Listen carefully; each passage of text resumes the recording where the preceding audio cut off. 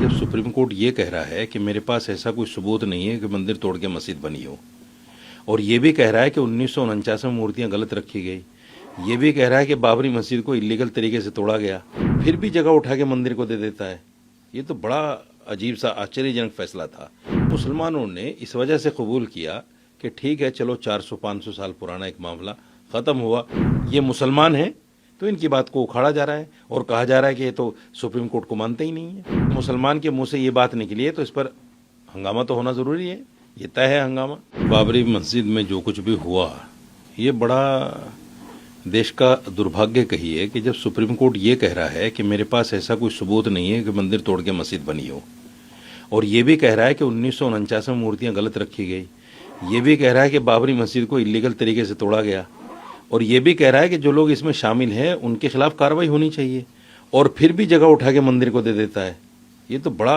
अजीब सा आश्चर्यजनक फैसला था। लेकिन मुसलमानों ने इस वजह से कबूल किया कि ठीक है, चलो 400-500 साल पुराना एक मामला ख़त्म हुआ, जान छूटी, ये देश में जो नफरत फैल रही थी ये कम से कम होगी। लेकिन पता चला कि वो तो और ज़्यादा हो गई, नए रास्ते निकल गए। तो ये जो पीड़ा है, इस पीड़ा को उन्होंने व्यक्त किया है, और इसी पीड़ा को व्यक्त करने के लिए आपको याद होगा सुप्रीम कोर्ट के 4 जज बाहर निकल के आए थे, प्रेस कॉन्फ्रेंस की थी। डीवाई चंद्रचूड़ जब रिटायर हो गए उसके बाद उन्होंने बाकायदा एक प्रोग्राम में इस तरह की बातें कहीं, और कई सारे जज हैं जो इस तरह की बातें करते हैं। सवाल ये है कि अगर हिंदू को इस बात को कर दे, आप निशिकांत दुबे ने क्या कहा था चीफ जस्टिस के लिए, बिल्कुल खुली किताब है, क्योंकि वो हिंदू थे तो उनकी बात को दबा दिया गया। ये मुसलमान हैं तो इनकी बात को उखाड़ा जा रहा है और कहा जा रहा है कि ये तो सुप्रीम कोर्ट को मानते ही नहीं है, ये तो सुप्रीम कोर्ट को अहमियत नहीं देते। बिल्कुल, मदनी साहब तो कह रहे हैं कि सुप्रीम कोर्ट इस लायक नहीं है कि उसको सुप्रीम कहा जाए। नहीं, उन्होंने ये कहा कि सुप्रीम कोर्ट सुप्रीम उस वक्त होगा जब इंसाफ के तकाजे पर फैसले होंगे। ये कोई गलत थोड़ी है भाई। सुप्रीम कोर्ट जो है हिंदुस्तान में हमारी लास्ट उम्मीद है कि जब सब जगह से हम थक हार के बैठ जाएं तो फिर एक रास्ता बचता है सुप्रीम कोर्ट। वहां भी अगर ऐसा ही हो जाए तो फिर सुप्रीम कहां से रह गया, ये एक बात उन्होंने कही।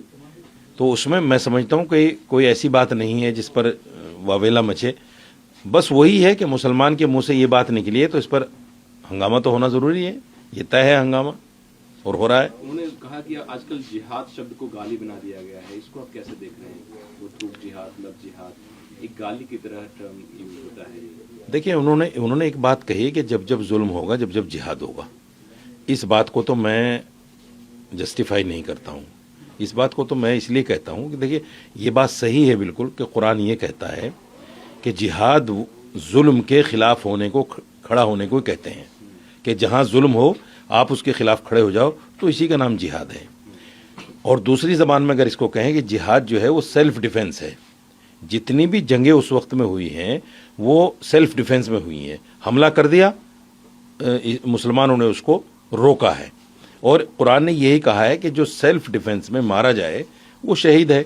तो ये जो जिहाद का शब्द है बड़ा पाक और पवित्र शब्द है हमारे लिए, लेकिन जिस तरह लोगों ने इसको लव जिहाद, लैंड जिहाद, थूक जिहाद, मूत जिहाद और हर जिहाद से जोड़ दिया, तो यकीनी तौर पर ये हमारे आस्था को चोट पहुंचाने वाली बातें हैं। यकीनी तौर पर हमें इस बात का एहसास होगा कि हमारी जो धार्मिक चीज़ है, जिस पर हम आस्था रखते हैं कि हाँ भाई ये चीज़ होनी चाहिए, उसको कहीं ना कहीं गाली बनाकर जो है पेश किया जा रहा है, बुरा भला उसको कहा जा रहा है। तो मेरा मानना ये है कि ये चीज़ ऐसी नहीं है कि जिसको मदनी साहब ने कोई गलत वे में कहा हो। ये बिल्कुल सही है कि हर चीज़ में जिहाद हो रहा है।